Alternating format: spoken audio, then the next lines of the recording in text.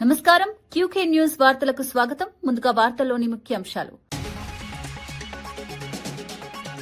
Accreditation కోతకు వ్యతిరేకంగా హైదరాబాద్ లో జర్నలిస్టుల ఆందోళన.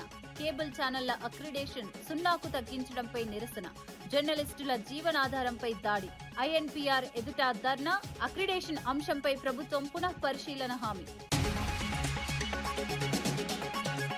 అంబటి కేసులో భయపడాల్సిన అవసరం లేదన్న ఉండవల్లి. రాజకీయంగా లక్ష్యంగా చేసుకునే కేసులపై విమర్శ. చట్టం ముందు నిజమే నిలుస్తుందని ఉండవల్లి స్పష్టం. న్యాయ వ్యవస్థపై విశ్వాసం ఉంచాలని సూచన. బీఆర్ఎస్ అవినీతిపై కఠిన చర్యలు తప్పవన్న నాయిని రాజేందర్. 10 ఏళ్ల దోపిడీకి చట్టపరమైన శిక్ష ఖాయమని ఎమ్మెల్యే హెచ్చరిక. తప్పుడు ప్రచారానికి పాల్పడితే సహించమని స్పష్టం. పారదర్శక పాలనతో ప్రజల నమ్మకం తిరిగి సాధిస్తామని వ్యాఖ్య. లడ్డూ కల్తీపై రోజుకో మాట మాట్లాడుతున్నారని కేకే రాజు ఫైర్. శాంపిల్స్ అన్ని చంద్రబాబు హయాంలోనివే అని ఆరోపణ. భక్తుల విశ్వాసాలతో రాజకీయాలు తగవు అని వ్యాఖ్య. లడ్డూ వివాదంపై స్పష్టత ఇవ్వాలని డిమాండ్. కృష్ణా జలాలపై తెలంగాణకు అన్యాయం జరిగిందన్న హరీష్ రావు. 80% నీరు ఏపీ వాడుకుందని ఆరోపణ. నీటి హక్కులపై సీఎం ఎందుకు మౌనమని ప్రశ్న. ఇప్పటికైనా పోరాడకపోతే రైతులకు నష్టమని హెచ్చరిక. రాష్ట్ర వ్యాప్తంగా జర్నలిస్టులకు ఇచ్చే అక్రిడేషన్ కార్డుల సంఖ్యను తగ్గించేందుకు కాంగ్రెస్ ప్రభుత్వం ప్రయత్నిస్తోందని ఆరోపిస్తూ హైదరాబాద్ లో జర్నలిస్టులు రోడ్డెక్కారు. కేబుల్ టీవీ ఛానళ్ల యాజమాన్యాలు, ఎంప్లాయీస్, జేఏసీ ఆధ్వర్యంలో ఐఎన్పీఆర్ కార్యాలయం వద్ద భారీ నిరసన చేపట్టారు. గత ప్రభుత్వం హయాంలో 44 కేబుల్ ఛానళ్లకు రాష్ట్ర స్థాయిలో 12 అక్రిడేషన్ కార్డులు ఇచ్చేవారని, ఇప్పుడు ఆ సంఖ్యను పూర్తిగా సున్నాకు తీసుకురావడం అన్యాయమని ఆవేదన వ్యక్తం చేశారు. ఈ నిర్ణయం జర్నలిస్టుల జీవనాధారాన్ని దెబ్బతీస్తుందని అన్నారు. నిరసనలో పెద్ద సంఖ్యలో కేబుల్ ఛానళ్ల యాజమాన్యాలు, రిపోర్టర్లు, మీడియా ప్రతినిధులు పాల్గొన్నారు. సమస్యపై స్పందించిన అధికారులు ఈ నెల 13వ తేదీలోపు ప్రభుత్వ దృష్టికి తీసుకెళ్లి సానుకూలంగా పరిష్కరిస్తామని హామీ ఇచ్చారు.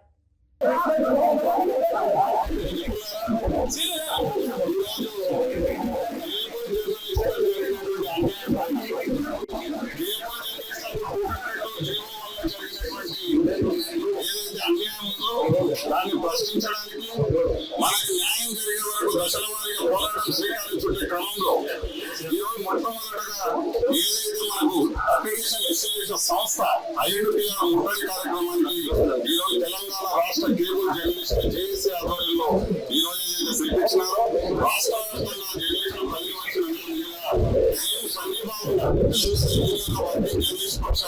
మేము సంఘీభావంగా వచ్చి దాన్ని సంపూర్ణమైనటువంటి మద్దతు ప్రకటించాం. ఈ రోజు మనం చేసినటువంటి దానికి ఈ రోజు ఏదైతే మనం ఈరోజు ముట్టడి కార్యక్రమానికి తీసుకున్నామో ఈ రోజు అధికారులు ఒకటి నిలదీయడం జరిగింది.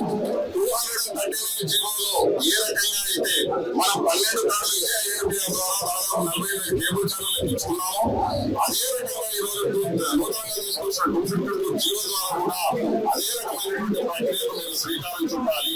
ఒకవేళ ఈ రకంగా దాంతో పాటు జిల్లాలలో 4 కార్డుల విధానం ఏదైతే మనం తీసుకున్నామో ఆ 4 కార్డుల విధానాన్ని కూడా మళ్ళీ పునః ప్రవేశపెట్టాలి అనేటటువంటి ప్రధానమైనటువంటి డిమాండ్లతో పాటు కేబుల్ ఛానళ్లకు ఖచ్చితంగా అక్రిడేషన్ కార్డులు ఇవ్వాల్సిందే అంటూ కేబుల్ ఛానల్లో చేసి ధర్నా కార్యక్రమాన్ని నిర్వహించడం ఉద్యమ శుభపరిణామం.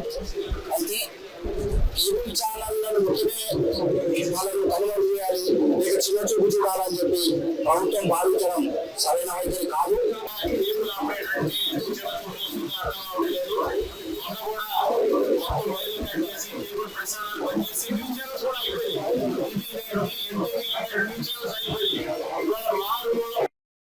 కేబుల్ ఆపరేటర్ ప్రతి ఒక్క కేబుల్ ఛానల్ పెట్టుకున్నారు. ఆ కేబుల్ ఛానల్స్ మీ ప్రసారాలు, ప్రభుత్వ ప్రసారాలు కూడా ఎంత తరబడి ఇస్తే ఆ లైవ్ కూడా ఎంత తరబడి చూపిస్తా ఉన్నారు. ఇవాళ ఏ న్యూస్ ఛానల్ కూడా 1 నిమిషం కూడా ప్రభుత్వ ప్రసారాలు ఇవ్వట్లేదు.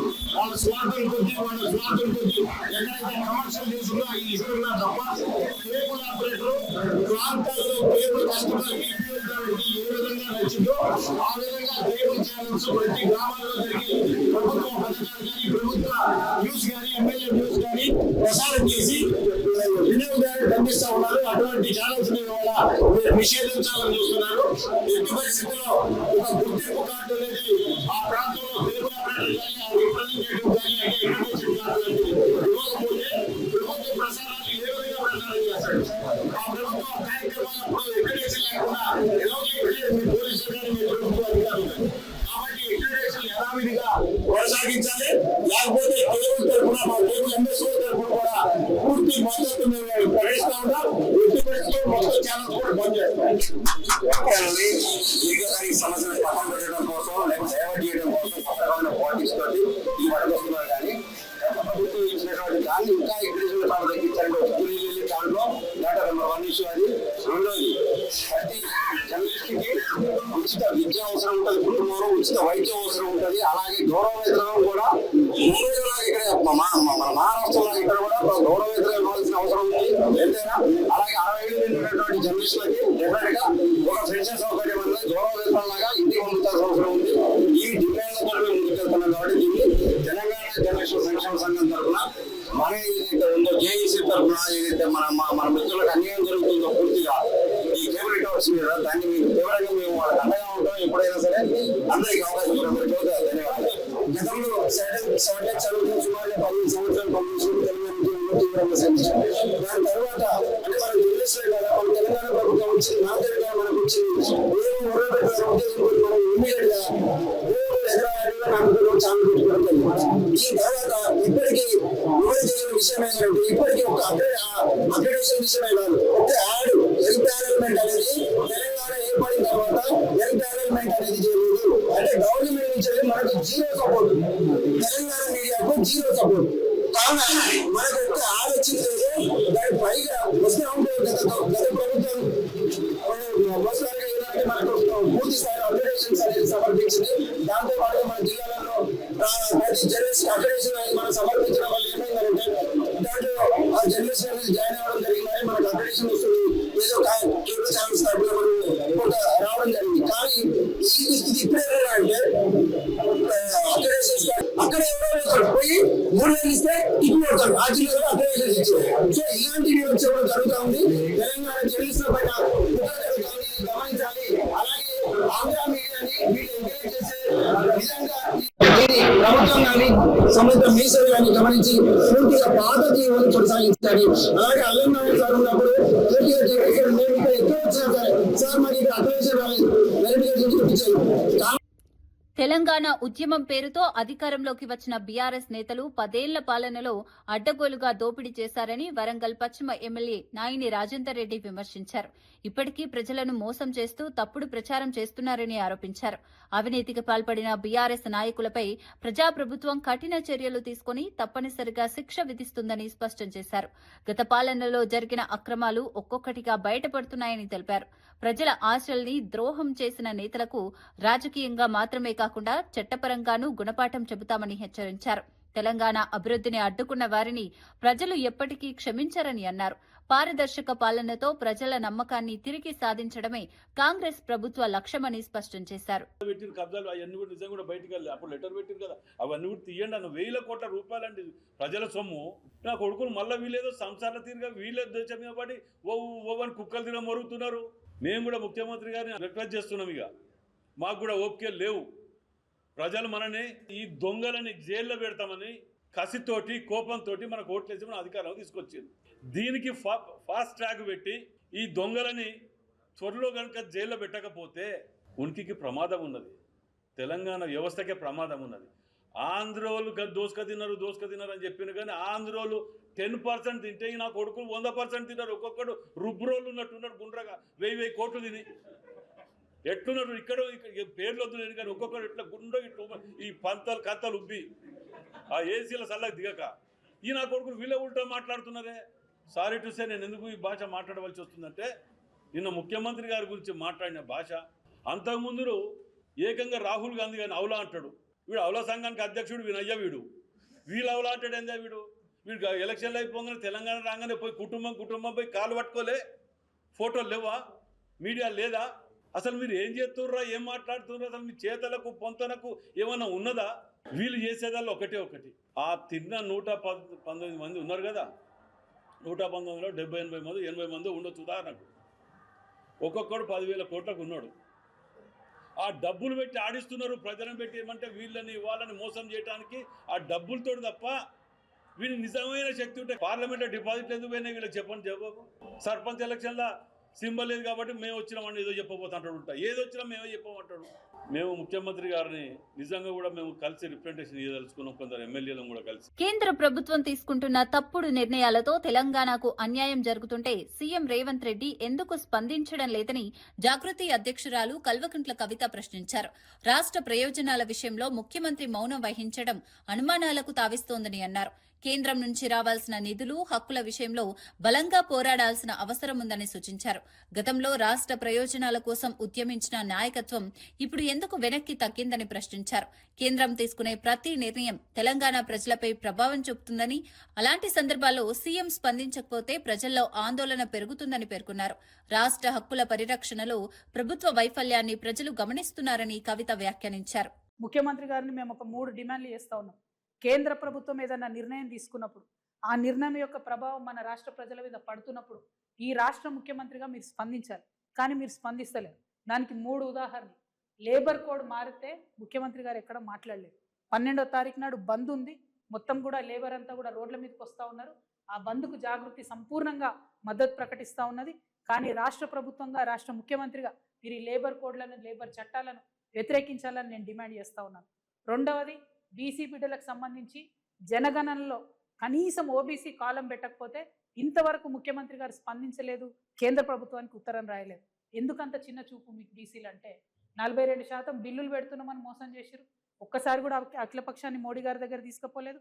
ఇప్పుడు ఓబీసీ కాలం లేకున్నా కూడా కనీసం మీరు మాట్లాడతలేరంటే మీరు కేంద్రానికి సహకరిస్తున్నారని బీసీ బిడ్డలు అనుకోవాల్సి వస్తుంది. కాబట్టి దీని మీద మీ స్టాండ్ ఏందో కేంద్రానికి ఉత్తరం రాయవలసిందిగా ముఖ్యమంత్రి గారు నేను డిమాండ్ చేస్తా ఉన్నాను. ఇక చివరిది, అత్యంత పేదవాళ్లకు ఉపయోగపడేటటువంటి ఉపాధి హామీ పథకం, పువరెస్ట్ ఆఫ్ ద పువర్కి అందేటటువంటి పథకం, దానిలో 40% రాష్ట్రాలు పెట్టుకోవాలని కేంద్ర ప్రభుత్వం మన మీద బండరా ఎత్తేసి, నిజానికి పెట్టుకోగలుగుతామా? రాష్ట్రాలు పెట్టుకోలేని పరిస్థితి ఉంది.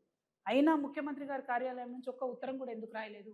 ఎన్ఆర్ఈజీఎస్ పేరు మార్పు మీద మాట్లాడుతున్నారు తప్పితే ఎన్ఆర్ఈజీఎస్ 40% రాష్ట్రం పెట్టుకోవాల్సి వస్తే ఎంత నష్టం జరుగుతుందన్న విషయం గురించి మీరు ఎందుకు మాట్లాడతలేరని ముఖ్యమంత్రి గారు నేను ప్రశ్నిస్తూ, మరి అంశాలన్నీ కూడా మేము చెప్పిన అంశాలన్నీ కూడా బడ్జెట్లో వచ్చే విధంగా, ఇదే మీకు last full budget, next budget election budget అవుతుంది కాబట్టి దీంట్లో మీరు ఇచ్చినటువంటి మాటలన్నీ కూడా నిలబెట్టుకునే విధంగా ప్రవర్తించాలని చెప్పి డిమాండ్ చేస్తాం. బీజేపీ మక్తల్ అభ్యర్థి మహదేవప్ప ఆత్మహత్యపై బీజేపీ రాష్ట్ర అధ్యక్షుడు రామచంద్రరావు తీవ్రంగా స్పందించారు. ఎన్నికల్లో గెలుస్తామన్న ధీమాతో డీకే అరుణ నిర్వహించిన ర్యాలీలో మహదేవప్ప పాల్గొన్నాడని తెలిపారు. అయితే కొందరు బెదిరింపులకు పాల్పడి కొడతాం, చంపుతామంటూ భయపెట్టారని, ఆ విషయాన్ని మహదేవప్ప భార్య స్వయంగా డీకే అరుణకు తెలిపిందన్నారు. ఆ భయంతోనే మహదేవప్ప ఆత్మహత్యకు పాల్పడ్డాడని ఆరోపించారు.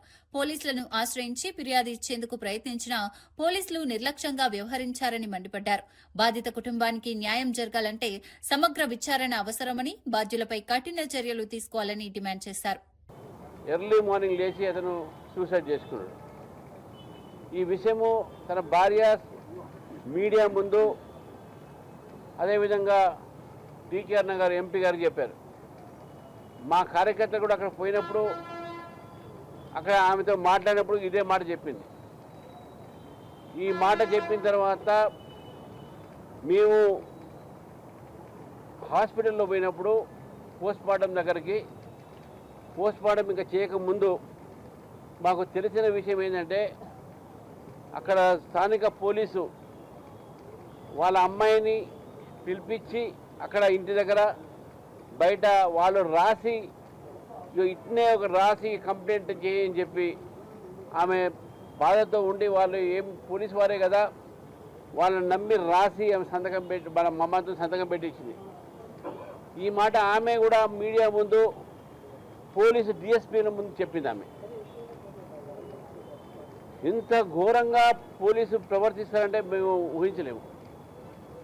ఒక అమాయక ప్రాణం, బరి ఒక యువకుడు 40-45 సంవత్సరాల యువకుడు ప్రాణం పోతే నిర్దయంగా ఈరోజు పోలీసు అక్కడ చేసినటువంటి ఒక ఏదైతే పని ఉందో, ఇది నిజంగా యావత్ పోలీసు ఫోర్స్కు అది ఒక అవమానకరమైనటువంటి సంఘటన.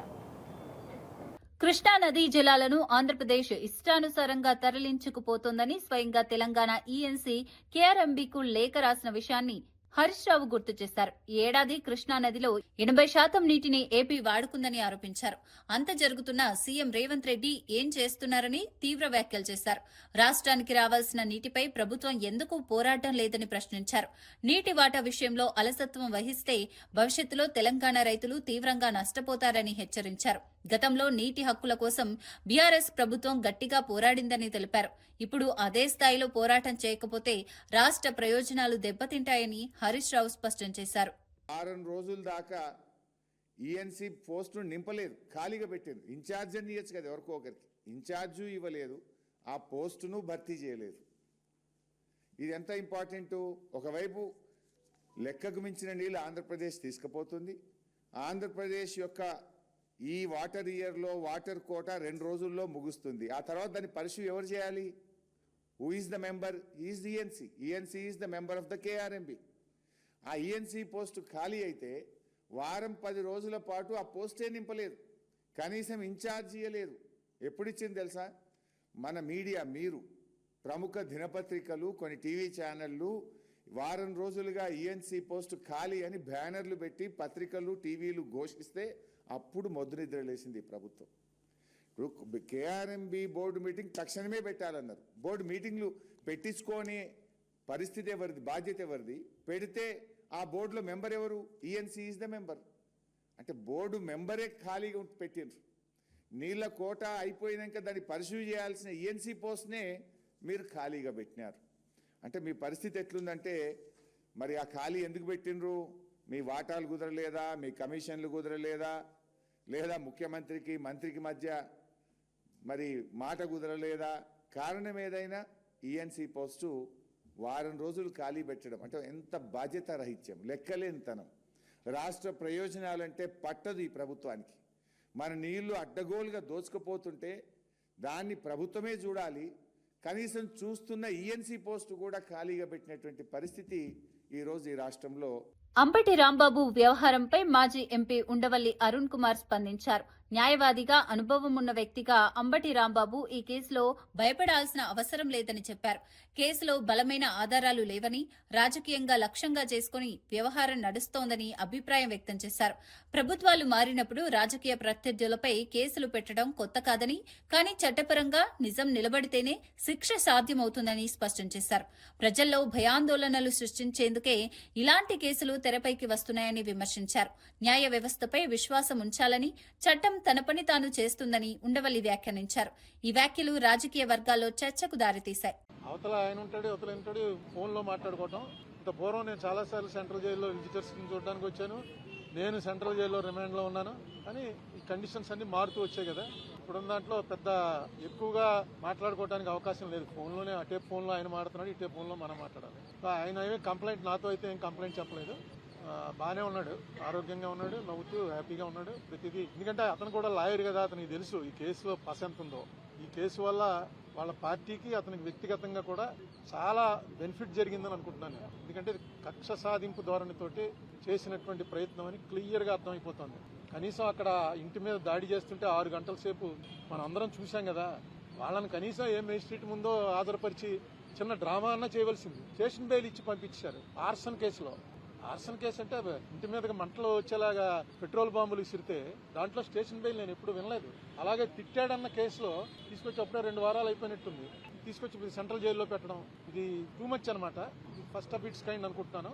ఏదైనా చూద్దాం ఎటు దారి తీసుకు. రాష్ట్ర వ్యాప్తంగా జరిగిన మున్సిపల్ ఎన్నికల్లో కాంగ్రెస్ పార్టీ భారీ విజయం సాధించబోతోందని మంత్రి పొంగులేటి శ్రీనివాసరెడ్డి ధీమా వ్యక్తం చేశారు. జూబ్లీహిల్స్ ఉప ఎన్నికను రెఫరెండంగా చిత్రీకరించిన నేతలు ప్రజలు ఇచ్చిన తీర్పుతో మౌనంగా మారారని అన్నారు. ప్రజల సంక్షేమం, అభివృద్దే కాంగ్రెస్ విజయానికి కారణమని పేర్కొన్నారు. మున్సిపల్ ఎన్నికల ఫలితాలు కూడా ఇదే ధోరణిలో ఉంటాయని ముందే అంచనా వేసిన మేధావుల మాటలు నిజమవుతున్నాయని చెప్పారు. ప్రజలు గత పాలనలో జరిగిన అవినీతి, నిర్లక్ష్యాన్ని గుర్తుపెట్టుకుని ఓటు వేశారని అన్నారు. స్థానిక సంస్థల ఎన్నికల్లో కాంగ్రెస్ కు లభించిన ఆదరణ రాబోయే రాజకీయాలకు దిశానిర్దేశం చేస్తుందని మంత్రి అభిప్రాయపడ్డారు. ఎన్నికల్లో మాకు రెఫరెండం అని మేము చెప్పలే. ఆ ఎన్నికల్లో కాంగ్రెస్ పార్టీ అర్బన్లో కూడా కాంగ్రెస్ పార్టీ అభ్యర్థిని ఎలా దీవించారో రాష్ట్ర ప్రజలు గమనించారు. దాన్ని జీర్ణించుకోలేని ఈ ప్రబుద్ధులు గ్రామ పంచాయతీ ఎన్నికల్లో అదే ఫలితాలు కాంగ్రెస్ పార్టీకి వస్తామని ముందే తెలిసి సైలెంట్ అయ్యారు. ఇప్పుడు కూడా మీరు అబ్జర్వ్ చేయండి, వారి టెంపరమెంట్ కి, వారి భాషా వేషానికి ఈ మున్సిపల్ ఎన్నికల్లో వారు 1-2 సార్లు నోరు స్లిప్ అయ్యారు. ఇది మాకు రెఫరెండము, ఇది సెమీఫైనల్స్ అని మళ్ళీ టక్కన నేలకు ఖర్చుకొని ఏ సభలో కూడా సెమీఫైనల్స్ అని కానీ ఇది మాకు రెఫరెండం అని కానీ మాట్లాడటం బంద్ చేశారు. ఈ మున్సిపల్ ఎన్నికల్లో ఫలితాలు ఎలా రాబోతున్నాయి అనటానికి మనకంటే ముందే పసిగట్టిన ఆ మేధావులు అందుకే ఇప్పుడు సైలెంట్ గా ఉన్నారు. అంటే దీనికి కారణం ఒక్కటే, రాష్ట్ర వ్యాప్తంగా కాంగ్రెస్ పార్టీ ఏవైతే అభివృద్ధి సంక్షేమ కార్యక్రమాలు చేసిందో, ఏదైతే చెప్పిన ప్రతి మాటని పేదవాడికి అందిస్తుందో, అభివృద్ధిని గ్రామీణ ప్రాంతాలతో పాటు పట్టణ ప్రాంత ప్రజలకు కూడా ఎలా అందిస్తుందో వాటి ఫలితాలే రేపు రాబోయే మున్సిపల్ కార్పొరేషన్ ఎన్నికల ఫలితాలు. సిద్దిపేటలో అండర్ గ్రౌండ్ డ్రైనేజీ పనులపై కల్వకుంట్ల కవిత చేసిన వ్యాఖ్యలను టీపీసీసీ అధికార ప్రతినిధి డాక్టర్ చరణ్ కౌశిక్ యాదవ్ ఖండించారు. ఈ పనులు 2015లో బీఆర్ఎస్ ప్రభుత్వ హయాంలో ప్రారంభమయ్యాయని, వాటి కొనసాగింపుగా 2025లో కేంద్రంలోని బీజేపీ ప్రభుత్వం నిధులు విడుదల చేసిందని వివరించారు. ఈ విషయంలో కాంగ్రెస్ ను అనవసరంగా లాగటం రాజకీయ కక్ష సాధింపేనని అన్నారు. బీఆర్ఎస్ నేతలు తమ వ్యక్తిగత రాజకీయ లాభాల కోసం కాంగ్రెస్ పై ఆరోపణలు చేయటం సమంజసం కాదని వ్యాఖ్యానించారు. అభివృద్ధి పనుల విషయంలో వాస్తవాలను ప్రజలకు చెప్పాలని, తప్పుదారి పట్టించే వ్యాఖ్యలు చేయవద్దని సూచించారు. ఈ అంశం రాజకీయంగా మరోసారి చర్చకు వచ్చింది. జాగృతి అధ్యక్షురాలు కల్వకుంట్ల కవిత గారు ఈరోజు మాట్లాడుతూ కాంగ్రెస్ ప్రభుత్వం అధికారంలోకి వచ్చిన తర్వాత రాష్ట్ర వ్యాప్తంగా ఎక్కడ కూడా అండర్ డ్రైనేజ్కి నిధులు కేటాయించలేదు. కానీ గుంటనక్క హరీష్ రావు గారు నియోజకవర్గంలో సిద్దిపేటలో కేటాయించింది కాంగ్రెస్ ప్రభుత్వం. హరీష్ రావు గారికి రేవంత్ రెడ్డి గారు కావచ్చు, కాంగ్రెస్ ప్రభుత్వానికి సత్సంబంధాలు ఉన్నాయి. హరీష్ రావు గారిని కాపాడేదే కాంగ్రెస్ పార్టీ అని చెప్పేసి కల్వకుంట్ల కవిత గారు మాట్లాడుతారు. వారి వ్యాఖ్యలను తీవ్రంగా ఖండిస్తూ 2015లోనే సిద్దిపేటకు సంబంధించి అండర్ గ్రౌండ్ డ్రైనేజ్ కోసం 300 కోట్ల రూపాయలు ఆనాడే కేటాయించుకున్నారు. 2015లో ఎవరున్నారు ముఖ్యమంత్రిగా? కల్వకుంట్ల చంద్రశేఖరరావు గారు ఉన్నారు. దానిలో భాగంగా ఇటీవల అక్టోబర్ 2025లో అదనంగా 141 కోట్ల రూపాయలు కేంద్ర ప్రభుత్వము ఇక్కడ నిధులు కేటాయించింది. కంటిన్యూషన్లో భాగంగా అది కేంద్ర ప్రభుత్వానికి పథకానికి సంబంధించినటువంటి వ్యవహారం. మొదటగా 2015లో 300 కోట్ల రూపాయలు ఇచ్చారు. 2025లో కంటిన్యూషన్లో భాగంగా కేంద్ర ప్రభుత్వం 141 కోట్ల రూపాయలు ఇస్తే మీరు అనాల్సింది భారతీయ జనతా పార్టీని. కానీ దాన్ని కాంగ్రెస్ పార్టీకి ఆపాదించే ప్రయత్నం కల్వకుంట్ల కవిత గారు చేస్తూ ఉన్నారు. కల్వకుంట్ల కవిత ఎంతసేపు హరీష్ రావు గారికి కాంగ్రెస్ పార్టీ లింకు పెట్టే ప్రయత్నం. హరీష్ రావు గారు, కేటీఆర్ గారు బీఆర్ఎస్ పార్టీ శ్రేణులేమో కాంగ్రెస్ పార్టీకి కల్వకుంట్ల కవిత గారిని మొత్తం నడిపిస్తుంది కాంగ్రెస్ పార్టీ అని చెప్పి లింకు పెట్టే ప్రయత్నం. ఏదన్నా కాంగ్రెస్ పార్టీకి ఆపాదించే ప్రయత్నం కల్వకుంట్ల కవిత గారు చేస్తూ ఉన్నారు, బీఆర్ఎస్ పార్టీ చేస్తూ ఉంది. దయచేసి మీ వ్యక్తిగతాలు ఏమైనా ఉంటే మీరు మాట్లాడుకోండి. అనవసరంగా సిద్దిపేట అండర్ గ్రౌండ్ డ్రైనేజ్ సంబంధించి ఆనాడు కేసీఆర్ గారి ప్రభుత్వంలో 300 కోట్ల రూపాయలు ఇస్తే అది కేంద్ర ప్రభుత్వానికి సంబంధించిన పథకం. దానిలో భాగంగా శ్రీశైలానికి కాలినడకన వచ్చిన భక్తులపై లాఠీ చార్జ్ జరగడాన్ని మాజీ మంత్రి వెల్లంపల్లి శ్రీనివాస్ తీవ్రంగా ఖండించారు. కనీస సౌకర్యాలు కల్పించడంలో కూటమి ప్రభుత్వం విఫలమైందని విమర్శించారు. పండుగల సమయంలో భక్తులకు రక్షణ కల్పించాల్సిన బాధ్యత ప్రభుత్వానిదేనని అన్నారు. భక్తులపై దాడులు, తొక్కిసలాటలు జరగడం ప్రభుత్వ వైఫల్యానికి నిదర్శనమని పేర్కొన్నారు. శ్రీవారి దర్శనానికి వచ్చే భక్తుల భద్రతపై ప్రత్యేక దృష్టి పెట్టాల్సిన అవసరం ఉందన్నారు.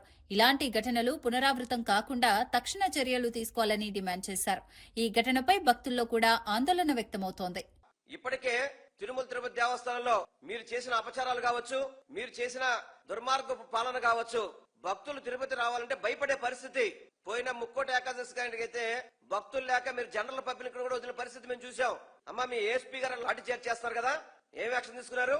మీరు చెప్పడానికి చాలా నీతులు చెప్తారు బయట కూర్చొని, టీచర్ అమ్మలాగా మాత్రం బాగా నీతులు చెప్తారు. ఎవరైతే ఇన్స్టిట్యూషన్ లో మీ వ్యవస్థలో ఎవరైనా తప్పు చేస్తే వ్యవస్థ పైన ఉన్న అధికారిని సస్పెండ్ చేయాలి కదా అంటారు. ఈ రోజు మీ ఏఎస్పీ చేసిన పనికి మిమ్మల్ని బర్తరఫ్ చేయాలని చెప్పి నేను డిమాండ్ చేస్తున్నాను. ఈ తప్పుకు నైతిక బాధ్యత వహిస్తూ హోమ్ మినిస్టర్ రాజీనామా చేయాలి.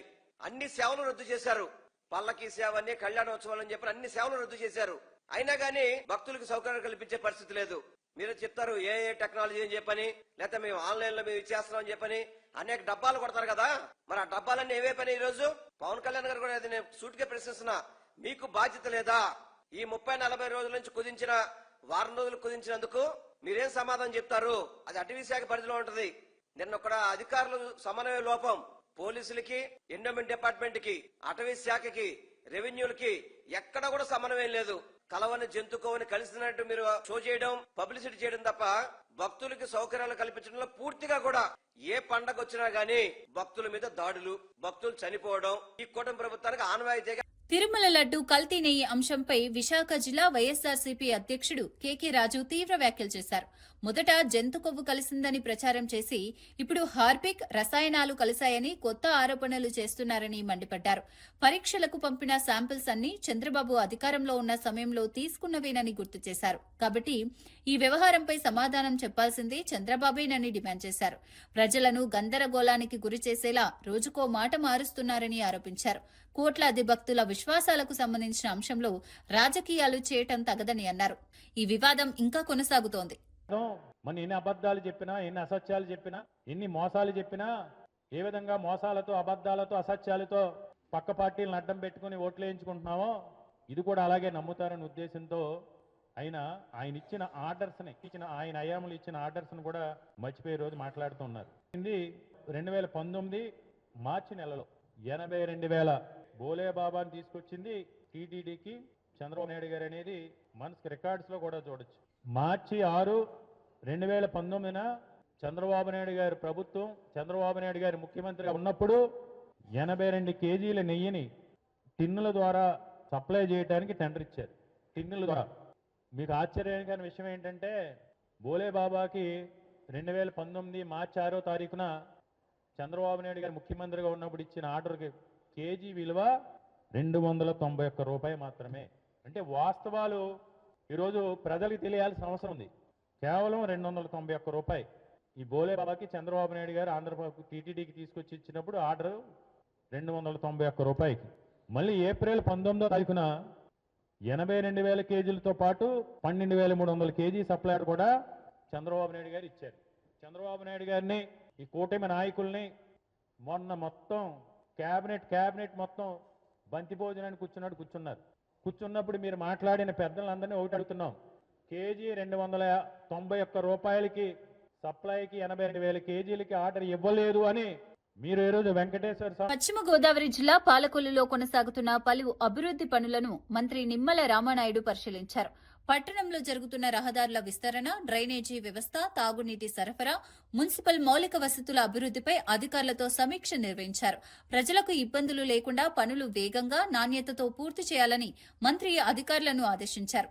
గతంలో ఆలస్యమైన పనులను గుర్తించి తక్షణమే పూర్తి చేయాల్సిందిగా సూచించారు. ముఖ్యంగా వర్షాకాలాన్ని దృష్టిలో పెట్టుకుని డ్రైనేజీ పనులకు ప్రాధాన్యం ఇవ్వాలని చెప్పారు. ప్రభుత్వ నిధులు సక్రమంగా వినియోగించుకుంటూ పట్టణాన్ని అభివృద్ది దిశగా తీసుకెళ్లాలన్నారు. ప్రజా సమస్యల పరిష్కారమే ప్రభుత్వ లక్ష్యమని స్పష్టం చేశారు. పాలకొల్లును ఆదర్శ పట్టణంగా తీర్చిదిద్దేందుకు ప్రభుత్వం కట్టుబడి ఉందని మంత్రి తెలిపారు.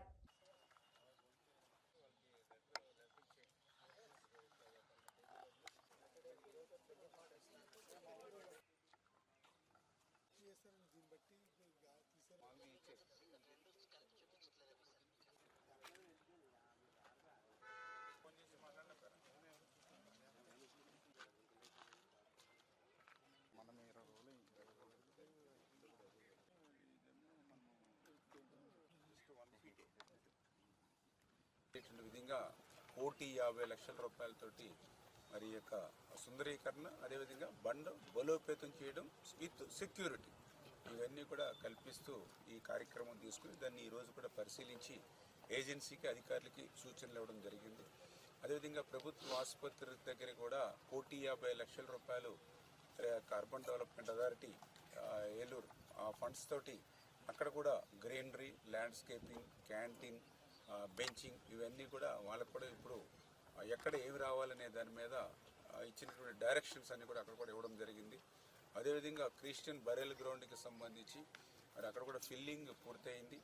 తర్వాత ఏదైతే స్ట్రక్చర్స్ ఉన్నాయి ఆ స్ట్రక్చర్స్ని ఎక్కడ ఎట్లా, అదేవిధంగా ఏ రకంగా అయితే అక్కడ గ్రీనరీ రావాలి, ల్యాండ్స్కేపింగ్ ఎక్కడ రావాలి అనేటువంటిది వాళ్ళ సంఘ పెద్దలతోటి అక్కడ ముఖ్య నాయకులతో కూడా మాట్లాడి అక్కడ కూడా కొంత క్లియరెన్స్ ఇవ్వడం జరిగింది. ఇట్లా వారం కూడా జరుగుతున్నటువంటి పనుల్ని స్వయంగా తెలుగుదేశం, జనసేన, బీజేపీ నాయకులతో కలిసి పర్యవేక్షిస్తూ ఎప్పటికప్పుడు మనం చేసేటువంటి పని కూడా 10 మందికి ఉపయోగపడే విధంగా ఉండాలనేటువంటి ఆలోచనతోటే మరి శ్రమించి పనిచేస్తున్నాం. దేశ భద్రత, మాదక ద్రవ్యాల నిర్మూలనే లక్ష్యంగా సిఐఎస్ఎఫ్ జవాన్లు చేపట్టిన సైకిల్ ర్యాలీ ఒంగోలుకు చేరుకుంది.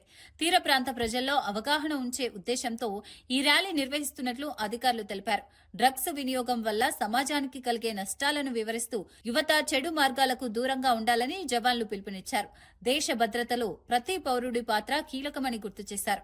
ఒంగోలు నుంచి తదుపరి ప్రాంతాలకు ఈ ర్యాలీ కొనసాగనుంది. ప్రజలు కూడా ఈ ఉద్యమానికి మద్దతివ్వాలని సిఐఎస్ఎఫ్ అధికారులు కోరారు. శాంతి భద్రతలు, యువత భవిష్యత్తు రక్షణ కోసమే ఈ కార్యక్రమం అని తెలిపారు. ప్రజల నుంచి మంచి స్పందన లభిస్తోందని, ఇలాంటి అవగాహన కార్యక్రమాలు సమాజంలో సానుకూల మార్పు తీసుకువస్తాయని జవాన్లు ఆశాభావం వ్యక్తం చేశారు.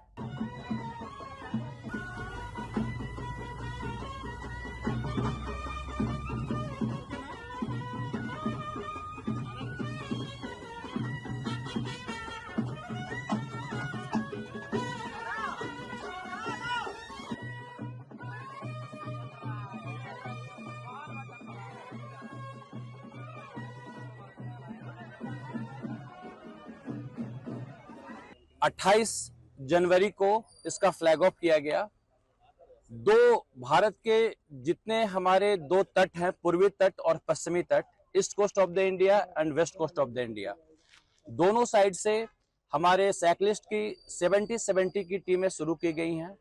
बेसिक पर्पस जो हमारा इस वंदे मातरम कोस्टल साइक्लोथॉन का है वो है सुरक्षित तट, समृद्ध भारत।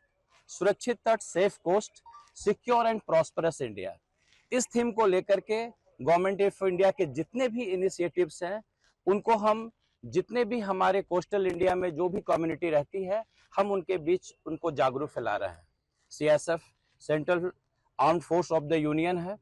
हमारी जो सुरक्षा के जो दायरे हैं वो भारत सरकार के जितने भी पोर्ट्स हैं, भारत सरकार के जितने एयरपोर्ट्स हैं, जितने इकोनॉमिक इंस्टॉलेशंस हैं, जितने पब्लिक सेक्टर अंडरटेकिंग्स हैं, न्यूक्लियर इंस्टॉलेशंस हैं, डिपार्टमेंट ऑफ स्पेस के इंस्टॉलेशंस हैं, even VIP security, disaster management, हर जगह सीएसएफ की एक अपनी पहुंच है और हम अपनी सिक्योरिटी को पूरे संजीदगी से, पूरे डिवोशन के साथ हम दे रहे हैं।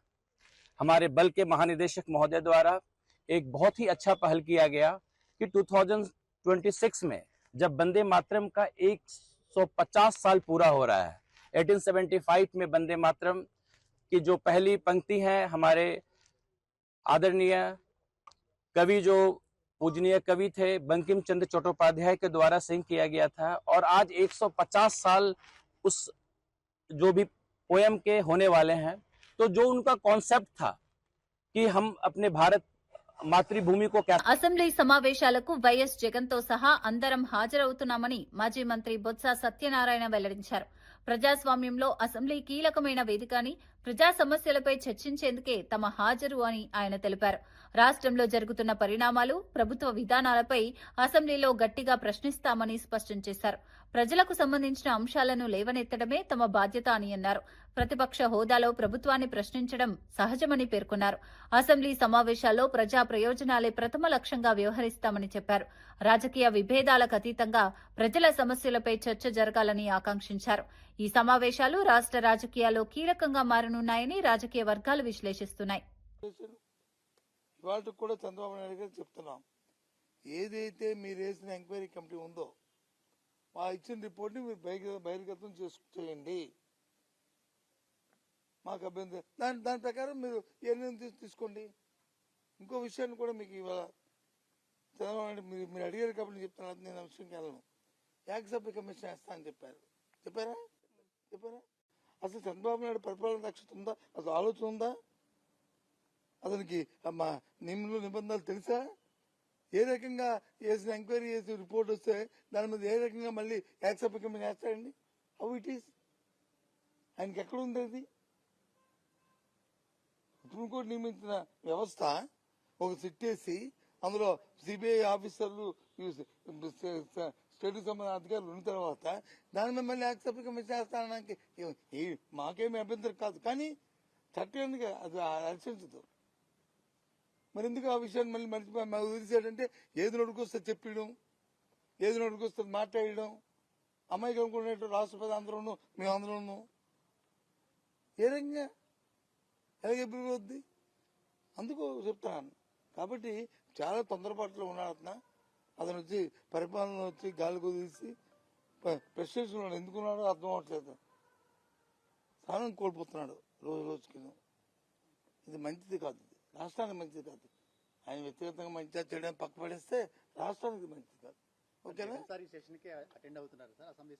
రేపు వస్తున్నాం కదా.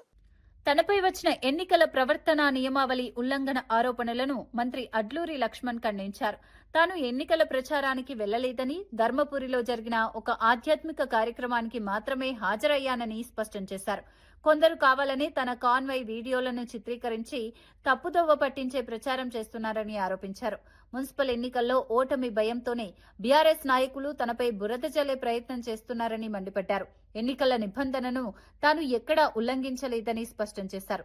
ప్రజల్లో గందరగోళం సృష్టించేందుకే ఇలాంటి ఆరోపణలు చేస్తున్నారని విమర్శించారు. నిజాలు బయటకు వస్తాయని, ప్రజలు అన్ని విషయాలు గమనిస్తున్నారని మంత్రి అడ్లూరి లక్ష్మణ్ తెలిపారు. మా వెహికల్కి ఛార్జ్ చేస్తారు, గవర్నమెంట్ నిబంధనలకు అనుగుణంగా ఛార్జ్ చేస్తారు. నేను ఎక్కడ కూడా ఎలక్షన్ కోడ్ కానీ ఎలక్షన్ నిబంధనలు కానీ నేను ఉల్లంఘించలేదు. మేము ఇక్కడ నుంచి రాయపట్నంకు వెల్గటూరుకు దర్బార్కి వెళ్తున్న ప్రక్రియ లోపల అక్కడ స్వామివారి యొక్క ప్రవచనాలు, శ్రీకృష్ణ భగవానుడి ప్రవచనాలు జరుగుతుంటే ఆ ప్రవచనాలు వినడానికి ఆ కారులో ఆ విధంగా వెళ్ళింది. ఎందుకంటే భద్రతా పరంగా వాళ్ళ డ్యూటీ వాళ్ళు చేస్తారు. భద్రతా పరంగా ముంగట పైలో వెహికల్, ఇంకా వెహికల్ నా గవర్నమెంట్ ప్రభుత్వ నిబంధనలకు అనుగుణంగా ఎలక్షన్ కోడ్లో డబ్బులు చెల్లించుకుంటూ నడిపే వెహికల్. నేను ఇక్కడ నుంచి నేను ఇక్కడనే ఉంటున్నా, మీరు ఓట్లేసి గెలిపిస్తాను కదా.